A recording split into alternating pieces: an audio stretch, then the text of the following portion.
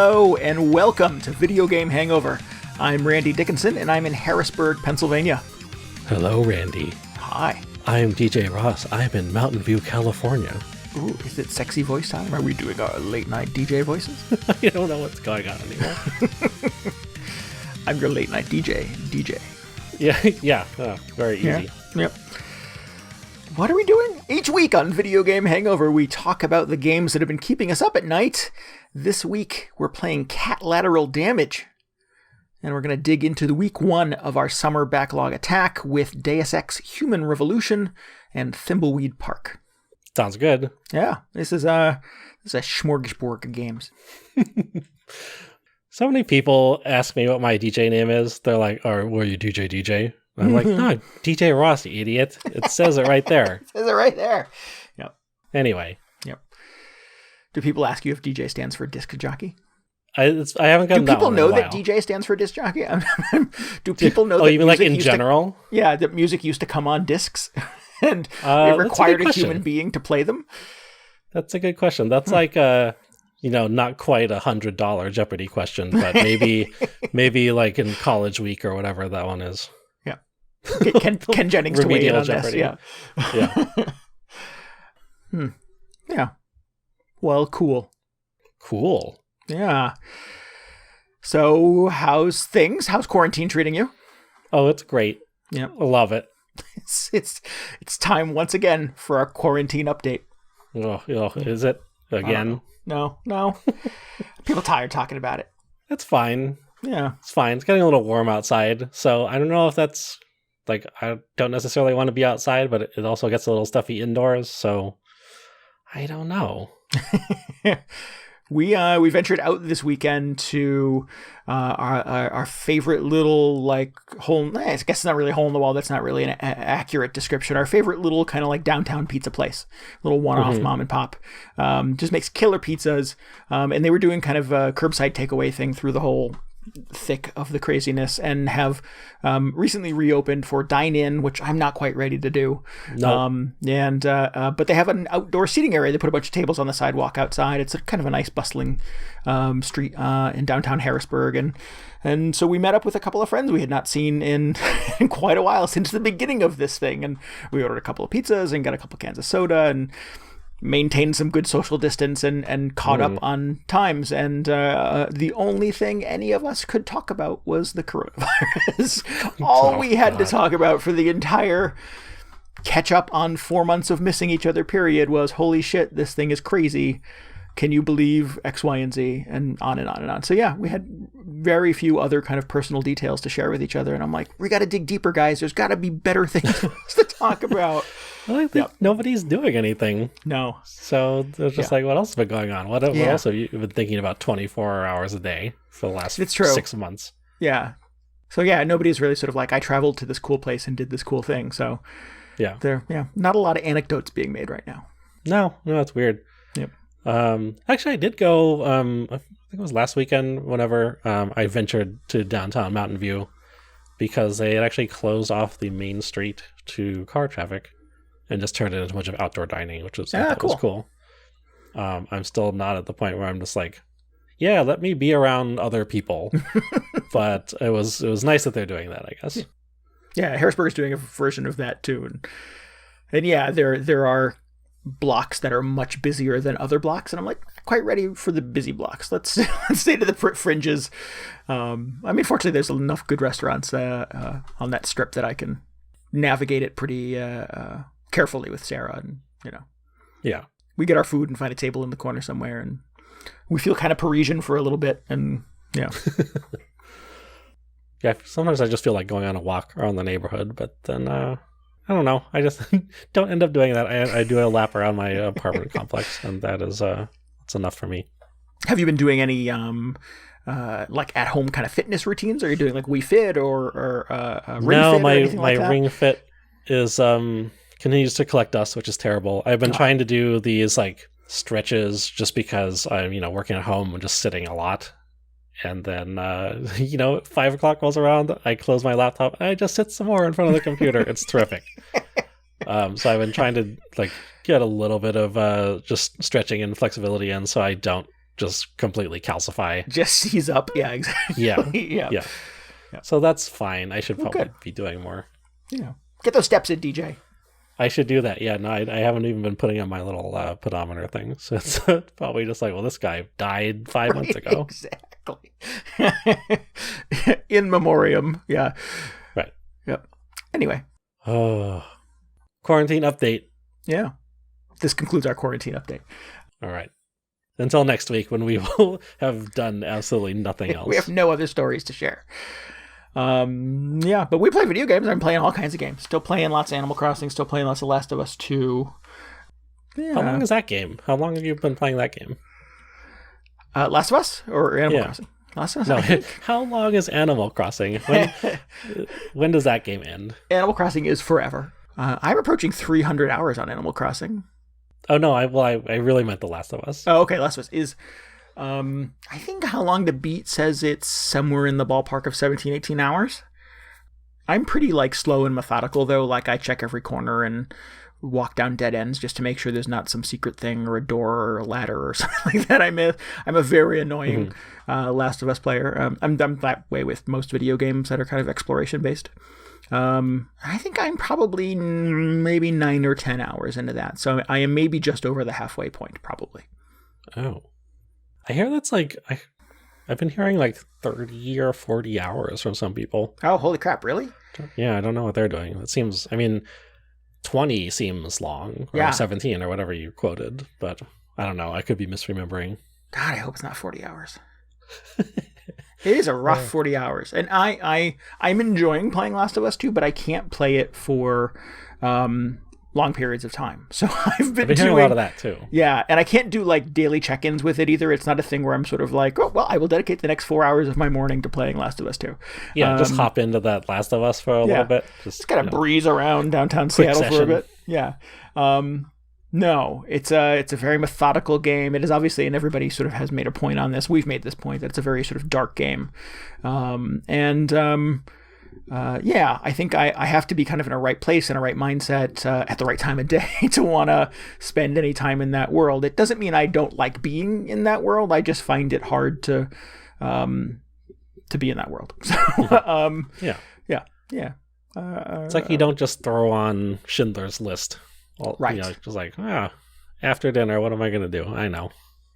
The feel-good hit of the year. Yeah. I hear it's The Last of Us 2 of movies. So yeah, making my way slowly through that.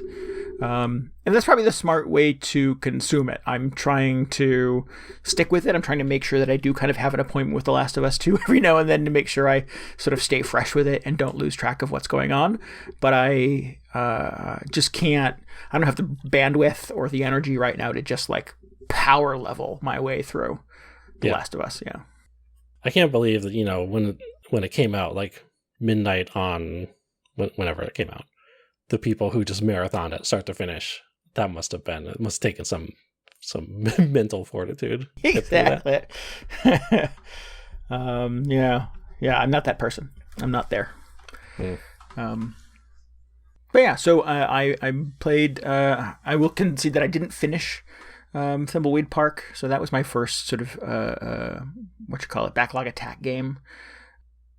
What did you play? You played Catlateral Damage, which is not a backlog game. That's just another game you played. No, it's another game like The Last of Us, where it's just very dark and oppressive. I find I can't devote a lot of time to it. Yeah.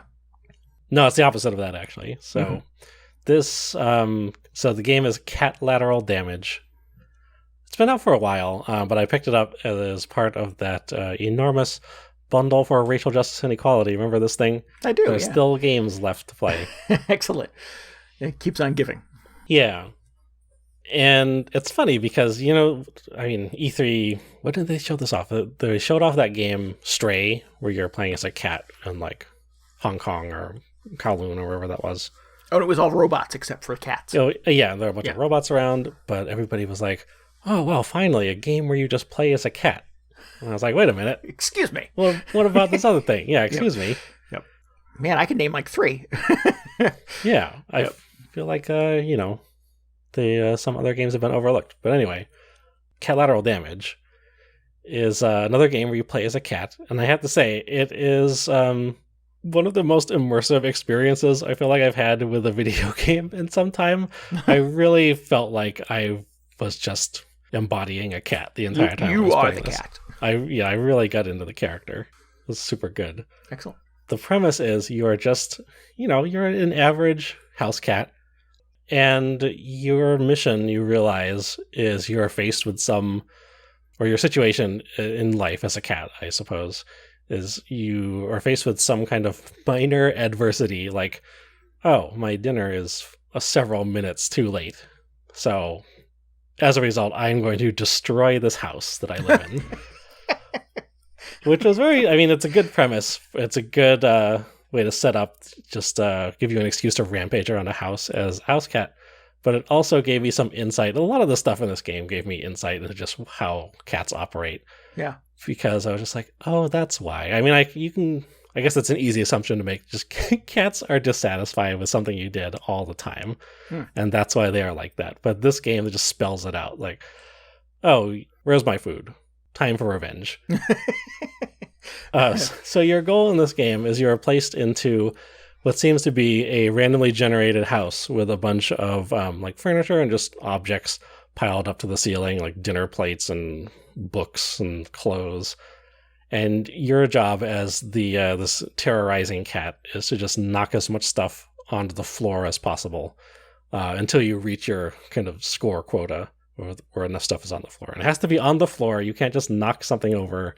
It has to be all the way on the floor for you to get points for it. So again, that's, I guess, why they do that. If they knock something on, like they push over a flower vase or something, doesn't count. It has to be all the way off the table. Yeah, I believe I've seen that video, actually. Yeah. Like, it's not just enough to dump it over. You have to keep scooting it with your tiny little paw so it goes over the edge of the sink into the floor. Yeah, and it's not just the one thing. They get extra points if they knock off everything on the table. So, Excellent. Again, insight. This is why cats do this. But it's great. So it's a first-person game, and I'm playing it on PC. So you just use the left and right mouse buttons to swipe one of your paws to the left or right. Very intuitive. Yeah. And then what got me is that you can use, I think it's the middle mouse button, to just extend one of your paws out straight ahead of you. But then, so that's very good for just if you want to push something straight off the table. You don't want to swipe it at all. But I was just imagining seeing a cat, just, first of all, just batting stuff left or right. And then suddenly just casually extend the paw and push everything. And just with the paw still extended, just focus on everything else on the table and just kind of go like, you off the table. Now you. Now you. Just one dainty little cat paw taking care of all this stuff. Excellent. So, but it's first person though, so you're not behind the cat. You're actually sort of in the eyeballs of the cat. So you you are the cat. Yeah, you are the cat. Yeah, you're embodying the cat. Very clear on that. Excellent. That's great. And it's hysterical. So most of the time, you're just frantically jumping from object to object, trying to knock as much stuff onto the floor as possible. And there's a time limit, so you're just doing this as fast as you can. So again, just that's why they run around like that. And then you get bonuses for doing other things, like if you run into the bathroom and there's a roll of toilet paper, you will get you'll unlock some sort of power up if you just unroll that entire roll of toilet paper onto the floor. Well, yeah, of course. Or if there is like a cat scratcher, if you scratch it a little bit, you'll get another power up, stuff like that. And as I'm playing this game, like the first few minutes of this, I'm just like really into just trying to knock as much stuff onto the floor as possible. I'm like, that's pretty fun. And then right. So as soon as I realized there are those bonuses, I like just immediately internalized like, oh, I should be looking out for these opportunities. So I just keep running around the house and I will come to like a dead stop because out of the corner of my eye, I saw like, oh, there's the cat scratcher. So I'll just like run over to it and destroy it. And I'm like, oh, that's why they do that. Like, that's why they go after the toilet paper, because if they do that, they get a bonus and they become more powerful. So again, I'm just learning so much about being a cat through playing this game. It's terrific. It is funny that that it sort of each of these sort of adventures, I guess, starts with some sort of like minor inconvenience to the cat. Mm-hmm. Yeah. I think that's amusing. Yeah, well, probably, don't know how much adversity cats typically face, but I'm sure it's very easy for them to frame it as they are just constantly oppressed by their human masters. Just like, oh, this. I mean, if your whole life is in those four walls, and you really just have these two humans. And really, you are the master of the space, and the humans are just always there messing stuff up. Right. Yeah. Constantly bringing your dinner late and having to pay. Yeah. So it's super fun. Excellent. You, as you clear your objective for each house, there like a little cardboard box opens up, and you go and jump in it, and that ends the level, of course. But then you just get shuttled off to a new house with a new target, and you have like sometimes special bonus objectives, like if you knock off a certain amount of this type of plate, you'll get extra points for it. But all of your all the little power-ups you accumulate through unraveling the toilet paper or killing plants just stack up from house to house. So the longer you play this, you just end up becoming like this monster cat that has like turbo swiping power, and you can like jump super high. It's really great. It almost feels like a roguelike, because the more you play it, just the more you get upgraded, and it's amazing. It's the Slay the Spire of cat games. Yeah, a little bit. Excellent. My worry with things like this, where you're sort of like, oh, it's a video game where you're a cat and you destroy a house. Well, that's funny. It's one joke though, and this is I think always my take on Goose Game, is that like it has essentially one gag: geese are awful, and eventually that sort of wore out its sort of like humor to me. Oh, really? Yeah, I like Octodad. I think I had the same complaint. I was like, sort of, it's one joke. And it doesn't sustain for 5 hours of gameplay or whatever you're trying to do.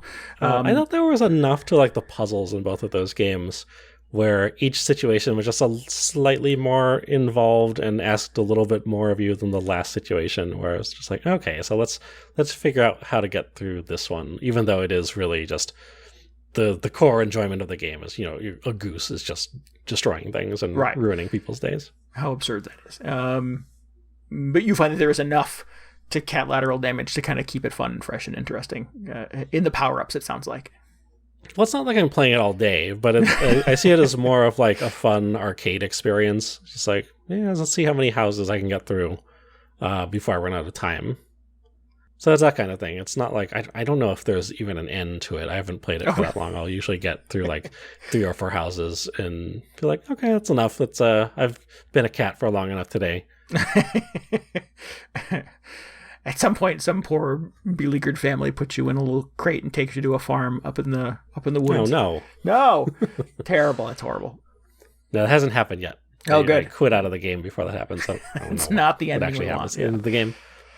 That's the Last of Us of cat games. Oh my god, that's so grim.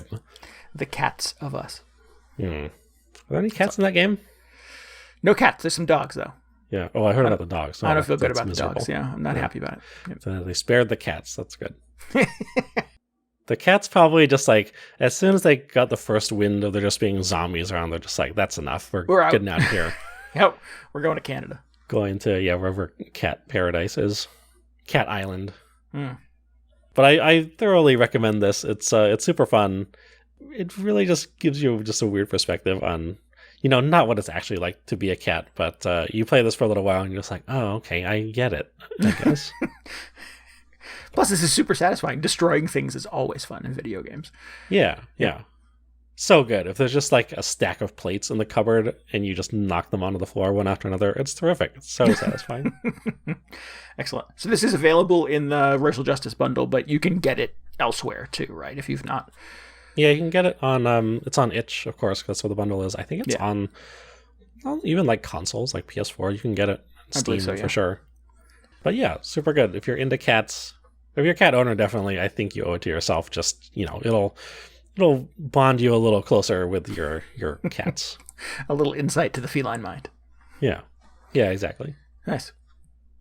You'll be all set to play Stray when it comes out, whenever.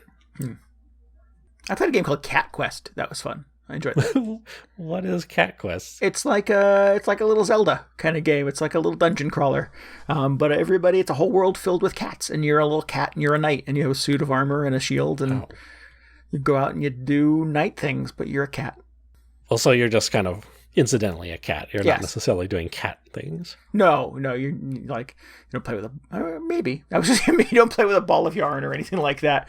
Sort of generic. I assume they stuff. figured out some way to work in like cat-themed power-ups or something. Yeah, it's been a little bit. Little friskies or something like that. But it's been a bit since I played it, but I remember having fun with it. I think they made a sequel even at some point. Cat Quest 2. Cat Quest 2, yeah. The search for more cats. No, I don't know. So yeah, if you need more cat games, Cat Quest is out there. I thought this one was cool though because it's essentially a cat simulator. Right. Yeah. I don't know if it would be interesting to see if somebody just made like one of those super hardcore like simulation style games where you are a slightly less chaotic cat and you're just like, oh, I don't feel like doing it today. I'll just sleep for 12 hours. So that's the game. What, you want the Flight Simulator 2020 the realistic of cat simulator. Cat Simulator 2020. Yeah. You could still knock stuff off the shelf, though. You would think that'd be out there somewhere. It might be. Oh, should look into it. Yeah. Well, cool. So Backlog Attack. We a brief intro for maybe anybody who missed last week's episode is that DJ and I like to take a little time every summer to catch up on some of the old unplayed games in our collection, and we are dedicating kind of 4 weeks here in the middle of the summer to trying to cross 4 games off of our backlog list. So I have started with Thimbleweed Park. Was one of the old games that I was trying to get to. And I don't love it. Uh-oh. Yeah. What's going on? This is like the point-and-click PC adventure game. Yeah. Essentially. It's I don't remember that Ron Gilbert is one of the creators. He is responsible for old point-and-click adventure games like Escape from Monkey Island. The gentleman who also made Maniac Mansion is involved. Oh. I don't remember his name, but this came out a couple of years ago. It was a Kickstarter thing when Kickstarter was a thing. Yeah. And has since made its way onto a number of other devices. I think I've had it on... I have a copy on my laptop. I have it on my Switch. I'm pretty sure I've got it on my PS4. It eventually got to the point where it was either sort of a free game from Epic or it was the PlayStation Plus Game of the Month, or, I just sort of acquired it a number of times, but never got around to playing it. And I admire, I appreciate adventure games. Do you have a lot of history playing this style of adventure game? And that's sort of where I think maybe my disconnect is this is a very old school adventure game. Sort of my association with adventure games is a little more modern. It's a little more user friendly, and everything about Thimbleweed Park from an interface, from interacting with the game, from exploring the world standpoint, just feels like a slog. What is the interface like? Is this old school enough where you just have like a box of verbs in the corner? Correct, yes. Oh, seriously? Yep, it is exactly that. And I don't care for it. To be honest, it's kind of a pain in the ass.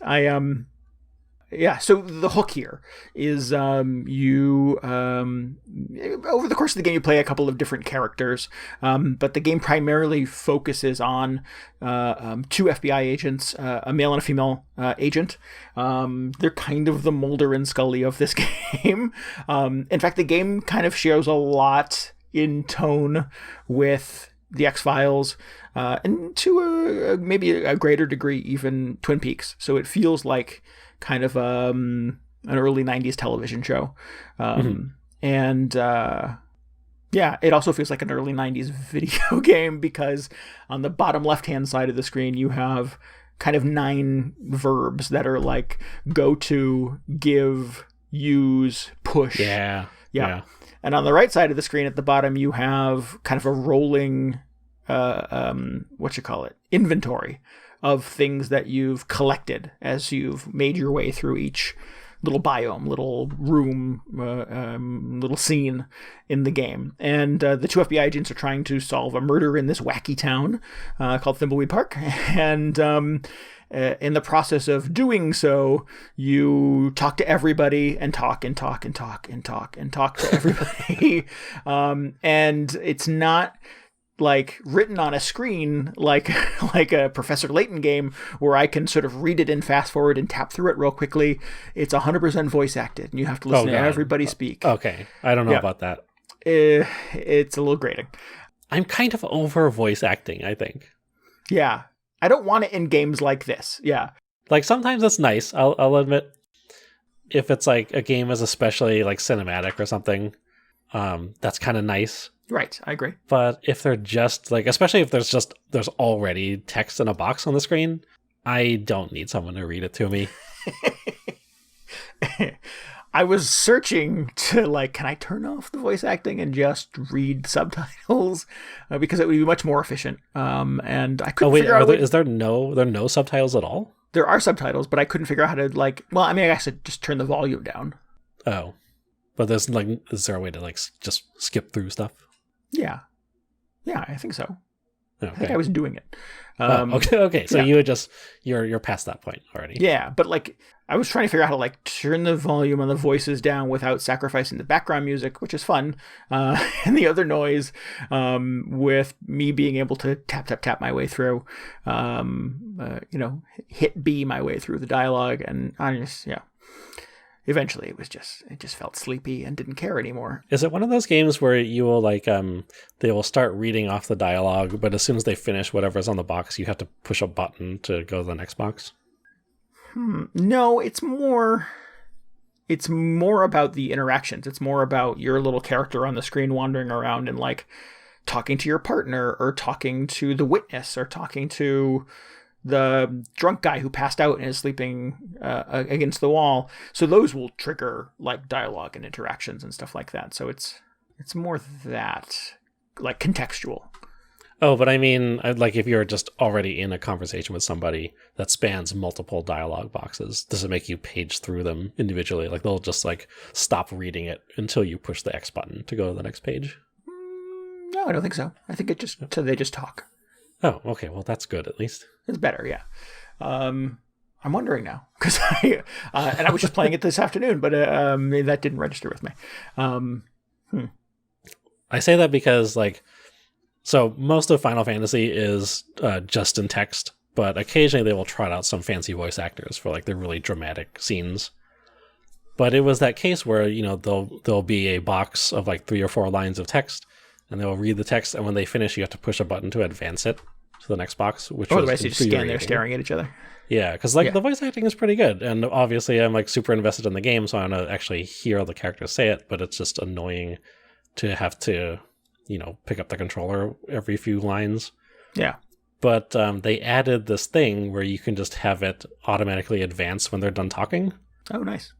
So whenever I got one of those fancy cutscenes, I'll just be like, oh, okay, I'll kind of settle in and turn on this mode and just like watch a movie for 5 or 10 minutes. Right.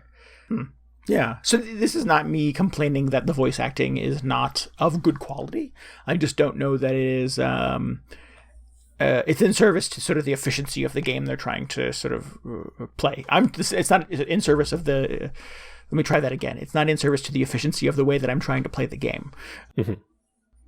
It's fine. I have mixed feelings about sort of the way that it even approaches difficulty in this game. That there's 2 options at the beginning. There's casual and normal, I think, or hard is what they call it. So casual is about half as many puzzles. And hard, you get every puzzle. And I can't help but sort of feel like hard is like this is the full game, right? That's the game. I'm gonna say it's like, if you want to play the entire thing, you have to play it on hard. Are the puzzles that remain in the casual mode, are they different? Are they like easier than the hard mode puzzles? I've not played both to compare and contrast, but the what I've read on the internet in trying to determine which one do I want to play, because it was very clear in saying that you can't change this once you get further into the game. You must commit to this with very little information at the beginning. That it's about half as many puzzles, so it's a little more efficient. I don't know if maybe they take out the harder puzzles. Some of the ones that I've encountered thus far have required and this is some of my sort of issue with adventure games in general, is that they rely on very weird sort of combinations of things. To like, combine X with Y, and that is the magic thing that opens the door. And like no rational person would sort of stumble upon that combination of things. And it just sort of feels like a stupid. Silent Hill was good at that. I remember being very frustrated with the first Silent Hill because it just required just stupid, weird puzzle solving things that nobody realistically would stumble upon. Well, I know you got to put the rubber ball in the pipe or whatever. That's exactly the one I was thinking about. Yeah, I think that's the one that was just like, oh, obviously. Yeah. Rubber ball. What else are you going to do with it?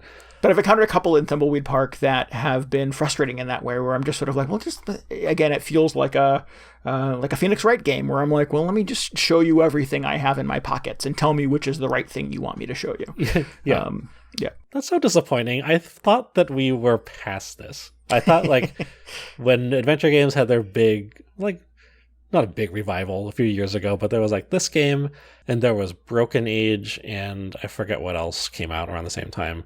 I thought everybody just agreed like, oh, remember how ridiculously obtuse all those old adventure games in the 90s were? Yeah. We're better than that now. We can design something good. And I thought that, like, did you play Broken Age? I did not, no.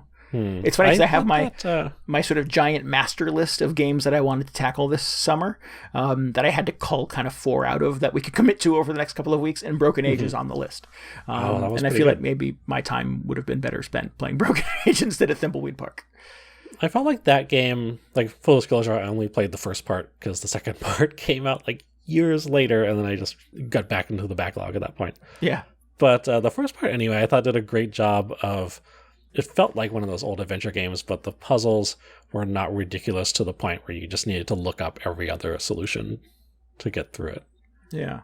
And I know, like especially the Monkey Island games were infamous for having these ridiculous solutions that you would just never be able to figure out.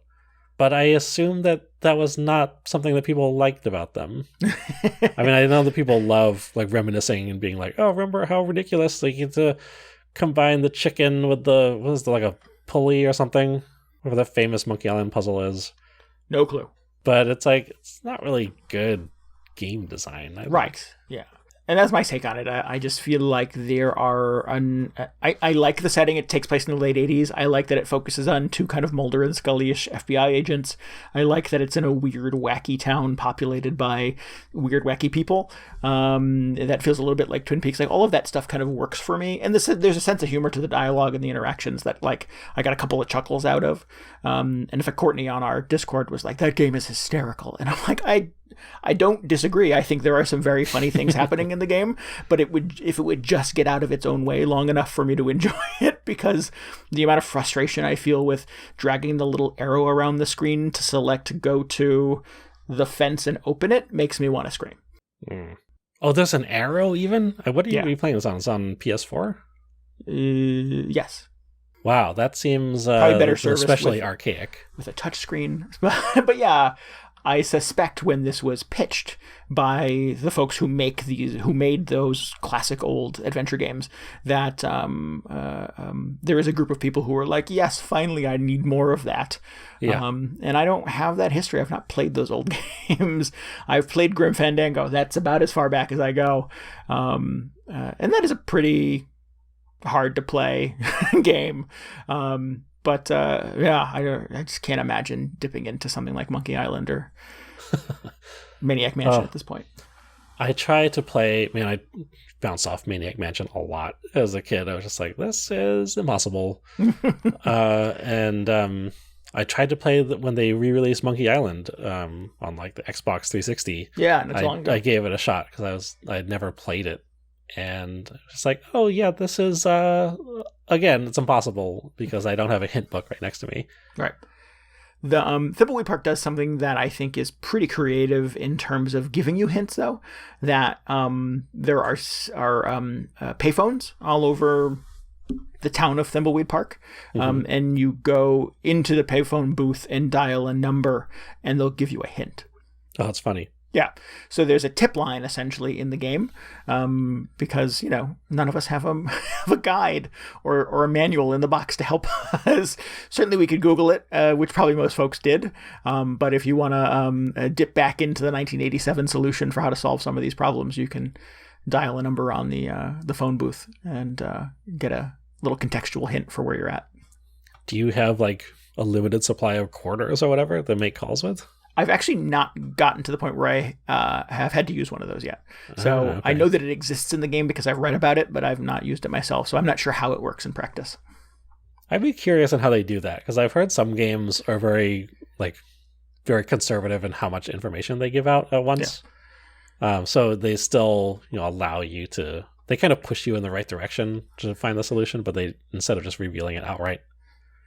Right. The Professor Layton games, I think, kind of did it the right way, because you could collect like little hint coins and you could spend them to get hints. I don't agree that they did it correctly. No, I don't disagree with that. And I think the hints got clearer as you paid more money. So like your level 3 hint was essentially like, here's how to solve this puzzle. I feel like the first 2 hints were always just worthless. And then the third, like you said, is the solution to the puzzle. Okay. So it was always like, the first one is like, well, have you considered that maybe the numbers mean something? And I'm like, yes, it's a dial pad or whatever. It's just, I didn't feel like, I felt like that could have been designed a little better. Oh, I guess I didn't have a lot of problem with it. Right. It was just another sort of odd charm of the Professor Layton games. That's one way of putting it. That's a generous way of putting it, probably. Yeah. I mean, on some level, I felt like, after playing through the first one of those, I really tried to avoid using the hint coins at all, because the whole point of the game is to solve these puzzles. But yes, some of the later puzzles in those games got so stupid. Just like, this is so arbitrary. I will never figure it out if I don't do this. And in a lot of the ways that sort of the Layton games sort of tackled their puzzles was a lot of like problem solving. It was math and long division and algebra and stuff kind of involved in a lot of ways, and it wasn't sort of the weird obtuse stuff that Thimbleweed Park and Phoenix Wright sort of eventually broke down into. Mm-hmm. Yeah, although Professor Layton certainly had some of those oddball ones too. Yeah. But yeah, so I don't love it. I'm probably not going to finish it. That's too bad. Yeah. But what you could do is, so first of all, like I said, I never really played a lot of the Monkey Island style ones. There was I feel like there were 2 different schools of adventure games back in the 90s. There was like the Monkey Island style, like the LucasArts ones, and then there were the Sierra ones, and those were the ones that I played the most of. I'd play like a little King's Quest or Space Quest, Space Quest mostly.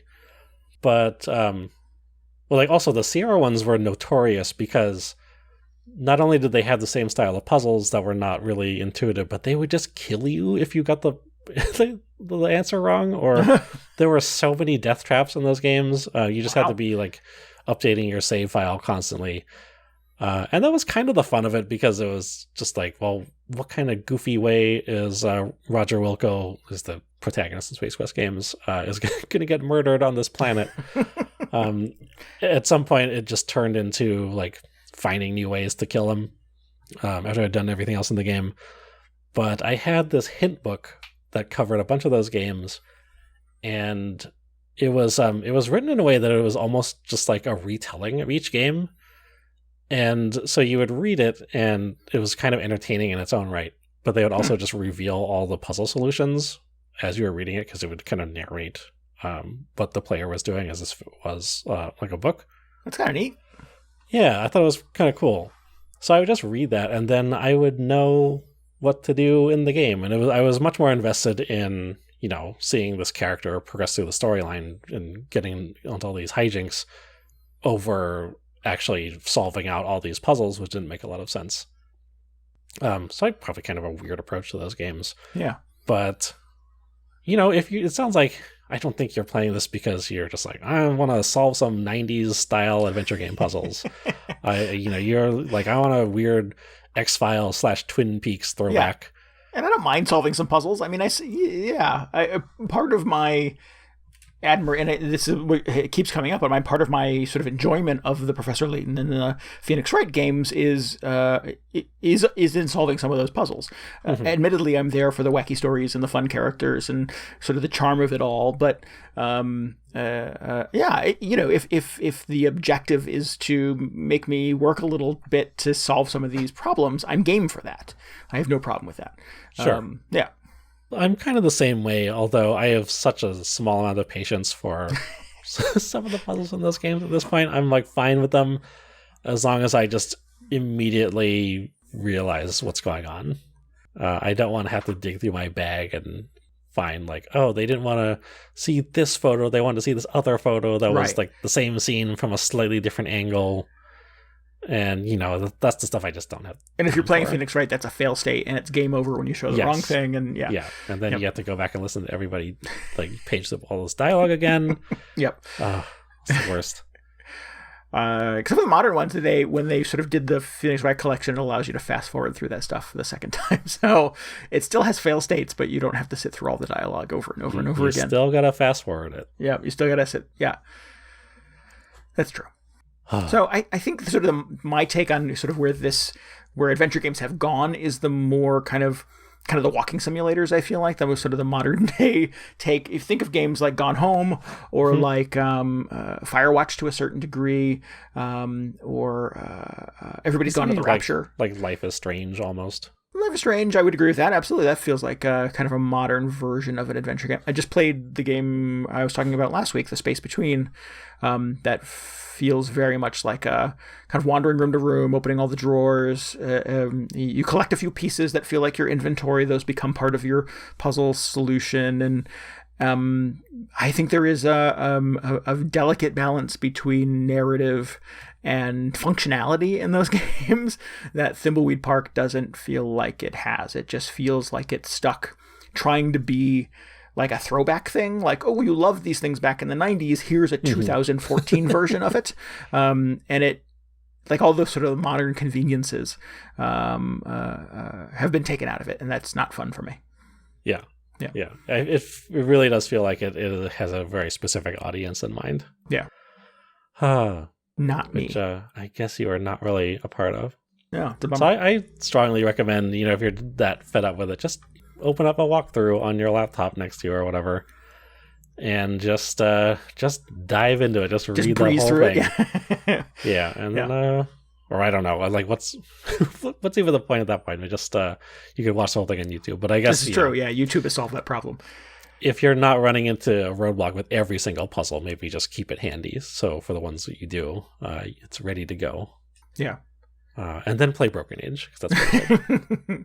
Yeah, that's on my list. I still have the list sitting next to me on the desk. I just put a giant arrow next to Broken Age. So nice. Yeah. Well, maybe that'll be an unofficial week 5. That'd be cool. Yeah, I should get around to finishing that because I like the first half of it. Yeah.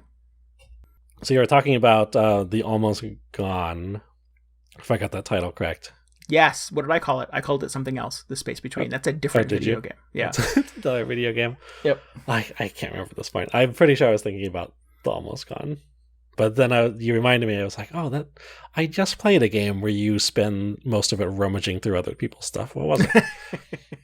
Oh, and it was Deus Ex Human Revolution, which is my backlog game for this Yes. Week. You do a lot of that in that game, yeah. Yeah, a whole lot.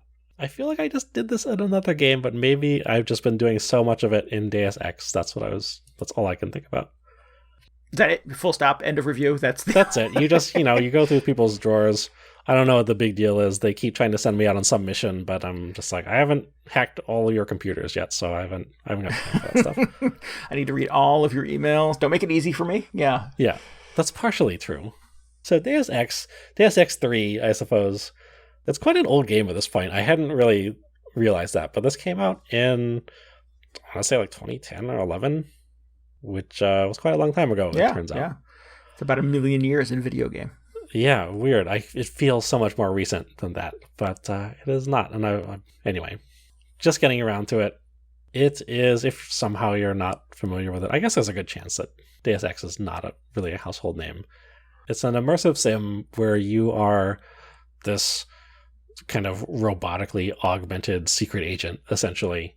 And as we were saying, you go around, you kind of do the spy stuff, you get sent on these missions, infiltrate these buildings, and kind of the hook of this game and the rest of the series, in fact, is you're given a bunch of options into how you deal with all these missions. Like you can go in guns blazing, you can opt for a stealthier approach, but also within those approaches, you can you have a bunch of other decisions to make. You can like infiltrate the building through what do they call it, like an air vent, or you can try and hack the security door. Or you can just talk to people and maybe they'll give you the code for the security door, right. Which is very interesting. And especially like when the first one of these came out, there are very few other games that were designed quite like this. So it was pretty crazy. And a lot of that is still like alive and well in this version, which is fun. Yeah.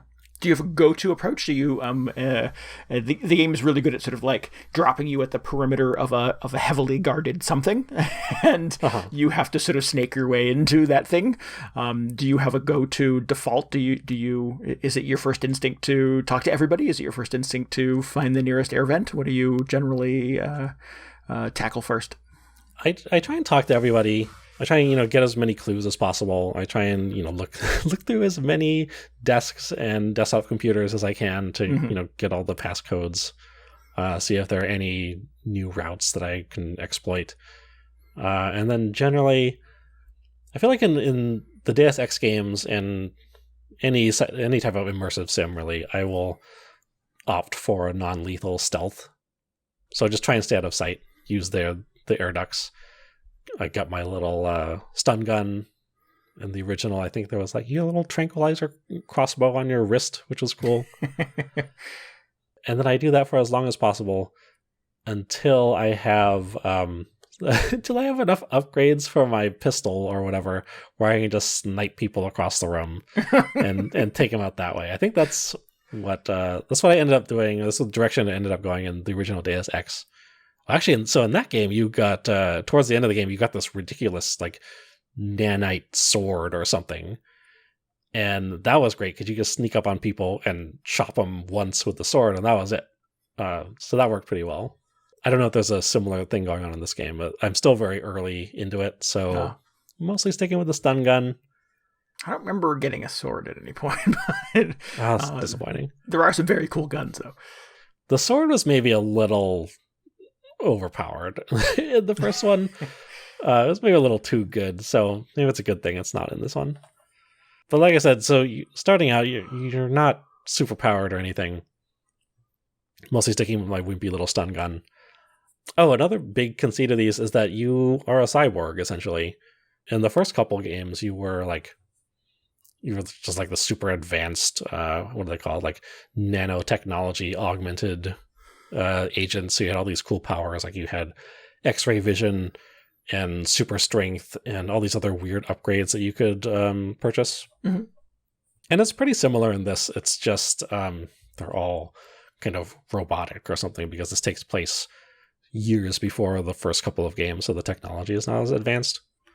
But I do like that you gain experience and level up, and you unlock all these little upgrades, and that allows you to, if you like taking a stealthy approach, you can make your footprint silent, or if you like to hack a lot of computers, you can upgrade your hacking prowess and, purchase other upgrades in that territory, I guess. Right.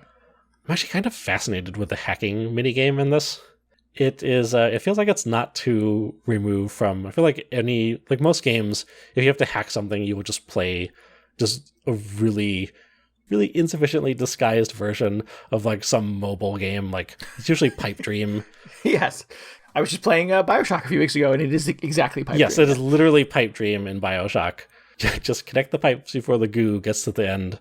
And I'm always amused to see what sort of minigame games have appropriated for their hacking minigame.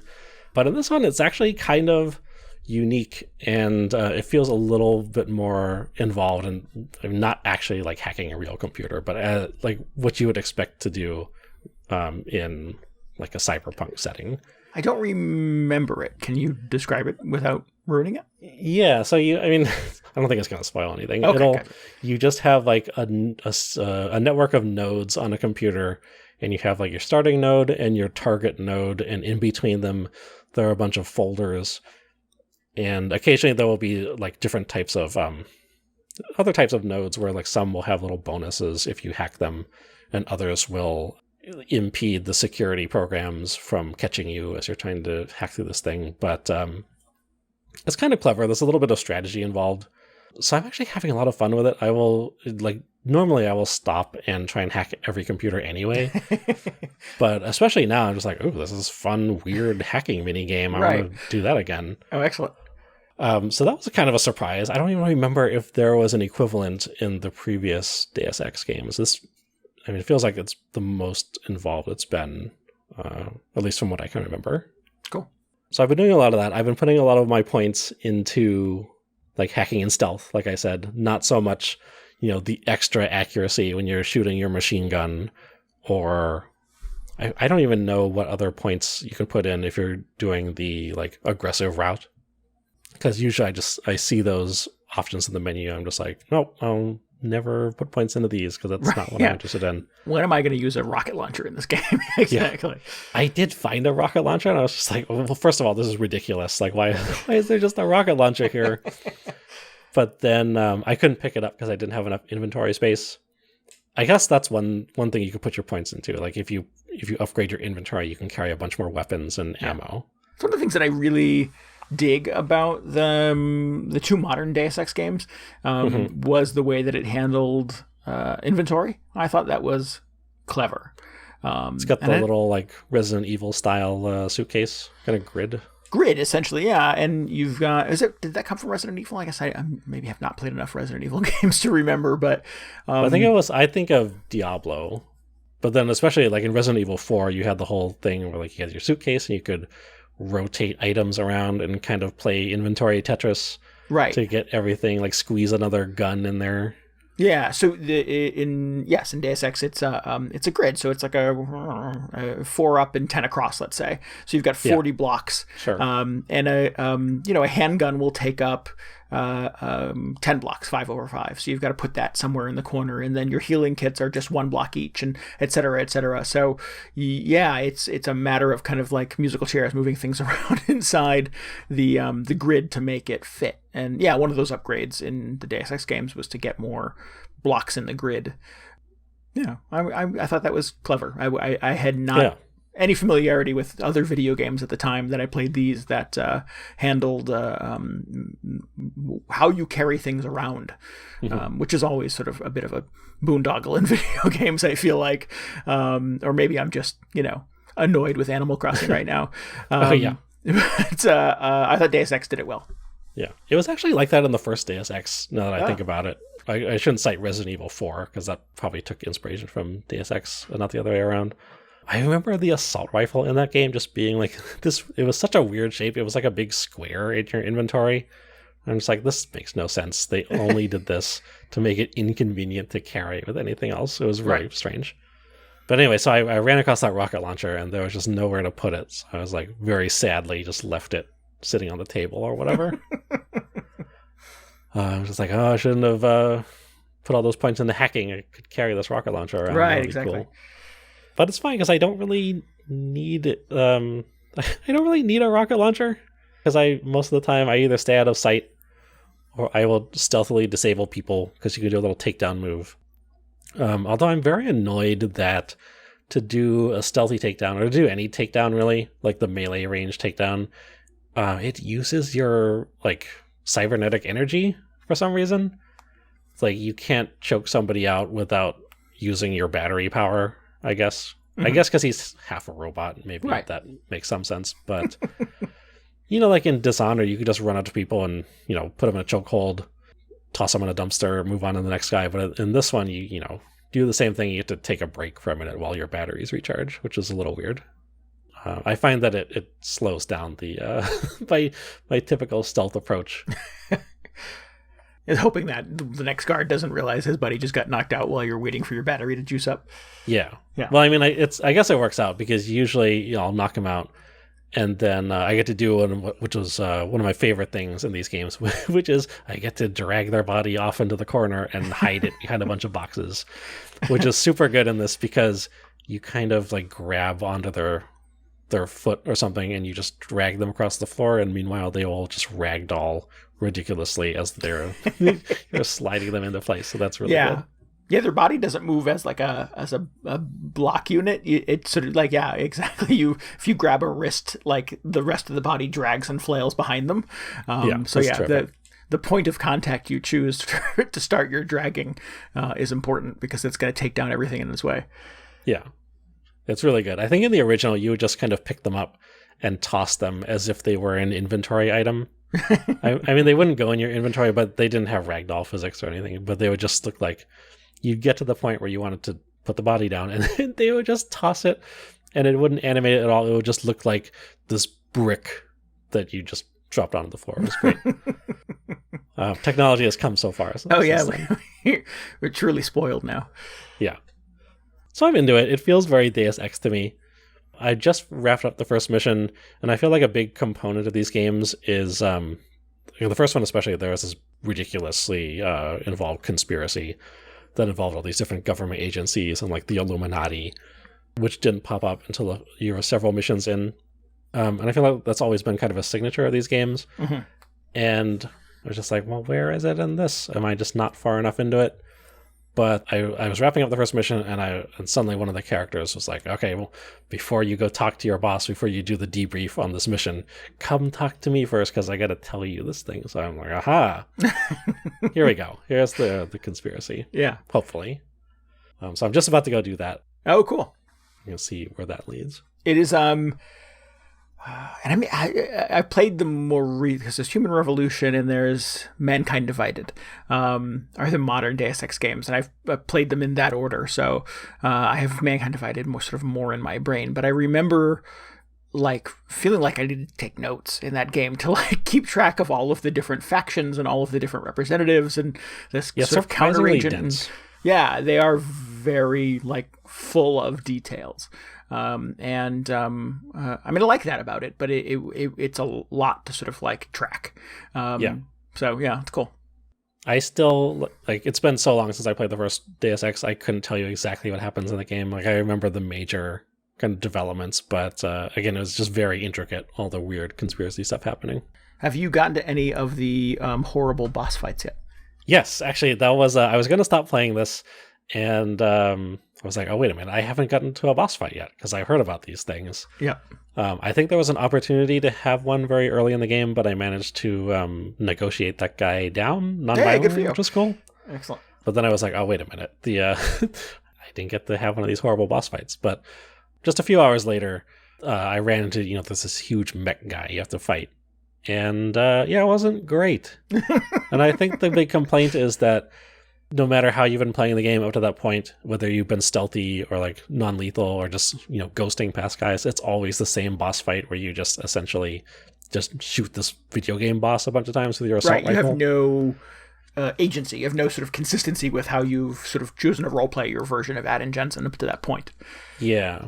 Which is like, that was the point where I was just like, really regretting not having that rocket launcher. But fortunately, I had enough. I had all this. I had an assault rifle and all these bullets that I was mainly carrying, so I could just sell them later. Yeah. Because I got my pistol and my stun gun. That's good enough. But it came in handy. So I could just assault rifle this guy in the face 50 times until he died. Yeah, that was sort of, I think a lot of people's kind of chief complaint with Human Revolution. It is more or less fixed in Mankind Divided. There are sort of like bad guy encounters, big bad guy encounters, but you have the ability to sort of like address them that is in a way that is consistent with how you've chosen to play the character up to that point. That's good. Yeah. Or like you said, to sort of talk your way out of them. So, they in Human Revolution, they just feel kind of big and dumb and tacked on and video gamey.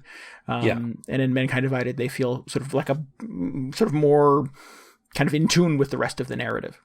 Mm-hmm. Yeah. Well, that's good that they recognize that was an issue with this game. Yeah. I think this, the gamers pitching a fit over it was quite loud, and kudos to them for paying attention. Yeah. I'm playing it on easy, so it wasn't too much of an issue. Oh, good. But I can imagine, like, if this was more difficult, this would have been very frustrating. Cool. Yeah, I really was like, oh, DJ's either going to hate this or he's going to have fun with it.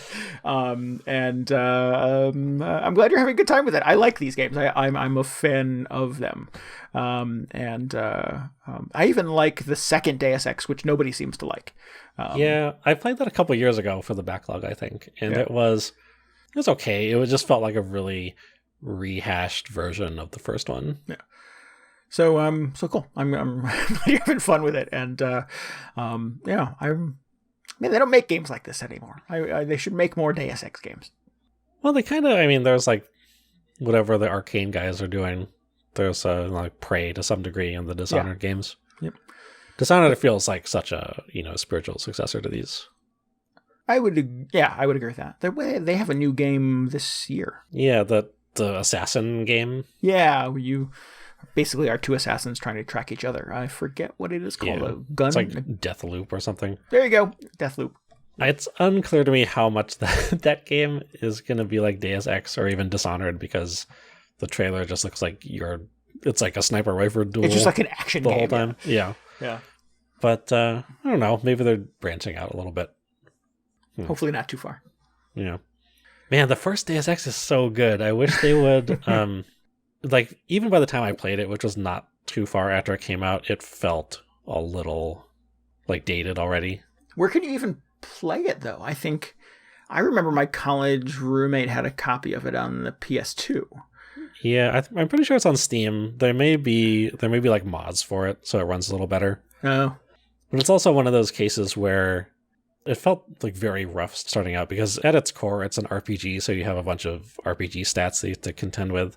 So even though you're like this incredibly advanced nano augmented agent, like you're really bad at shooting a gun starting out. Like you just can't hit anything.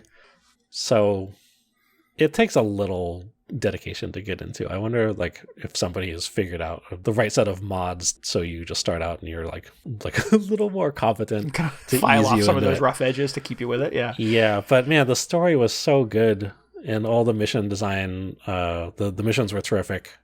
It's really like I'd see where this one goes, but it'll be difficult to top that first one. Sure. Cool. So we want to encourage our listeners to play along with us this summer. You can certainly attack your own backlog in unison with us. Go to VGHangover.com for details on how you can and should do that. And we're actually having a little contest too to win the upcoming video game of your choice.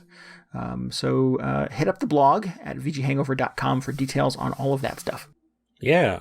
Got some very ambitious backlogs this year in the contest. A lot of people playing. I feel like there's a lot of Borderlands for some reason, which is, as we discussed last week, it's not short games.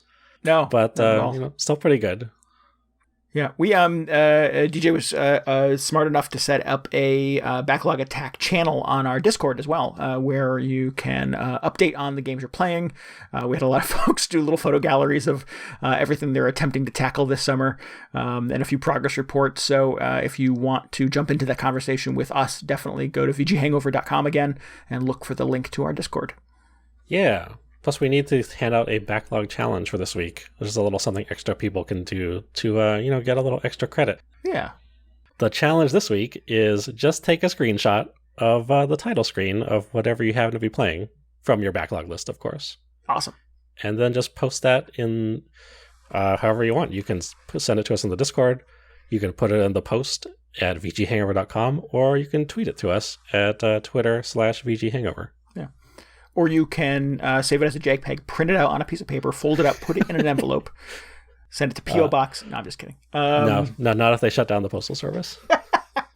That's true. I've heard that's happening. Cool. All right. Well, excellent.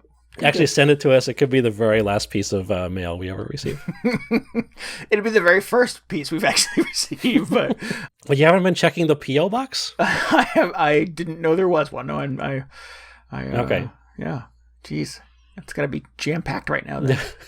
All those printed out screenshots from the last 10 years of contests or whatever. Yeah. Oh, tragic. 10 years of IKEA catalogs I've got to catch up on. Yeah, that's more realistic. Yeah. What are you tackling next for your Backlog Attack, TJ? Well, I'd love to keep playing Deus Ex, but I've committed to playing some Bloodborne. So I don't know what I should do. I'll probably start playing Bloodborne and attempt to juggle some Deus Ex missions in my downtime. Excellent. I feel like Bloodborne's kind of a long commitment. I'd really just like to get a few hours under my belt so I can see what that game is all about. Just get a feel for it, yeah. Yeah. Maybe just get killed 5 or 6 or 20 or 30 times. And, by the first boss, yeah. Yeah. And we'll stick a fork in it. Cool. Borderlands 3, speaking of, is my next. So I will be jumping into that this week. So updates next week. Excellent. Yeah, and I've got a co-op partner, too, from the community. I think you can have up to 4 players, so if anybody within the sound of my voice wants to jump into some Borderlands 3 on the PS4, let me know, and we'll get you in the game. Excellent. Yeah. Cool. All right. Well, if you need any more video game hangover in your brain, you should definitely follow us on Twitter at twitter.com/VGHangover. And man, we cannot say it enough. You can get show notes, links, tell us what you thought about this episode, weigh in on the Backlog Attack, and get all the details on our contest at VGHangover.com. You can join our Discord there, too. There is a link that will bring you right to our front gates, and you can do that. Please subscribe, rate, and review us on iTunes, Spotify, Google Podcasts, anywhere else you listen to podcasts. And perhaps most importantly and most impactful, tell your friends about the show. That helps us grow the audience and connect with new players. Yes. Maybe they're just like, man, none of the podcasts I listen to talk about 10-year-old Deus Ex video games. You can tell them the good news. Yeah, absolutely. Have I got a show for you? All right, we'll be back next week. Until then, this is Randy Dickinson. This is DJ Ross. Thanks for listening to Video Game Hangover. Goodbye. Good night. See ya.